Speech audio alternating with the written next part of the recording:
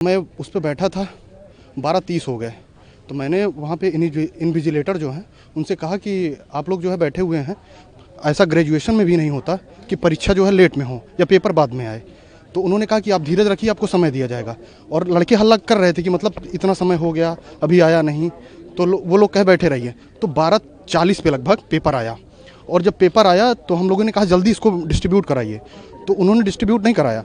एक लड़का उसमें से निकला, लगभग 13 इन्विजिलेटर थे, 13 में एक लड़का निकला और एक लड़का बांट रहा था।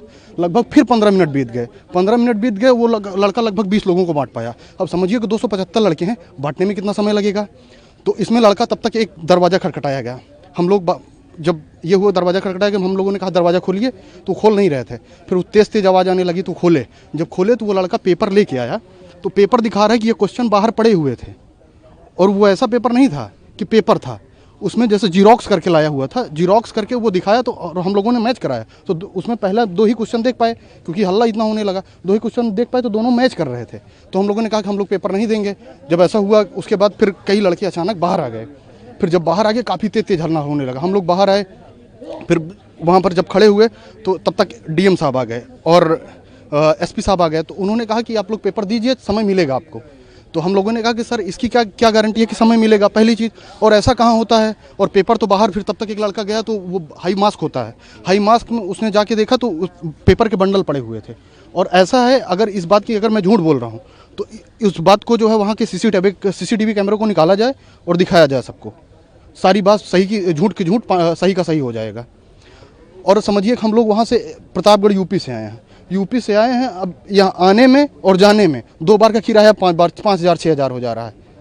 और इसका कोई गारंटी नहीं है कि पेपर सही कहाँ जा रहा है, किस वे में जा रहा है। एग्जाम देने जा रहे हैं, अब जाना तो पड़ेगा, घर वाले हैं कि मानते नहीं। प्रशांत किशोर लगातार अनशन पर बैठे, आप लोगों की मांगों को लेकर क्या कहेंगे उनको? बहुत अच्छी बात है, कम से कम कोई तो आवाज़ उठा रहा है भाई, ये हम लोगों के लिए बड़ी बात है।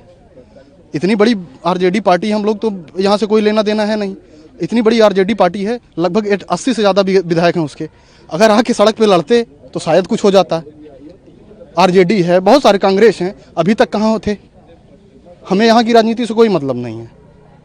लगातार पॉलिटिकल पार्टीज इसको लेकर मुद्दा उठा रहे हैं। कल भी कई अपोजिशन के जो छात्र भी हैं वो सड़क पर उतरे थे, सरकार से वार्ता भी करने की कोशिश की थी, लेकिन कुछ बन नहीं पाया। आज एग्जाम है जी, एग्जाम देने भी आप जा रहे हैं जी। क्या लगता है कि अभी भी री एग्जामिनेशन वाला जो आप लोग की मांग है वो होनी चाहिए, और री एग्जामिनेशन होना चाहिए सभी?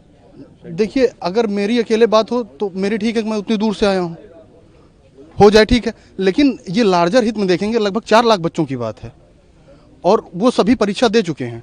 अब उनके लिए तो भाई मरने जीने का सवाल है ना, ये तो कैंसिल होना चाहिए। क्या नाम हुआ आपका? सूरज त्रिपाठी नाम है मेरा।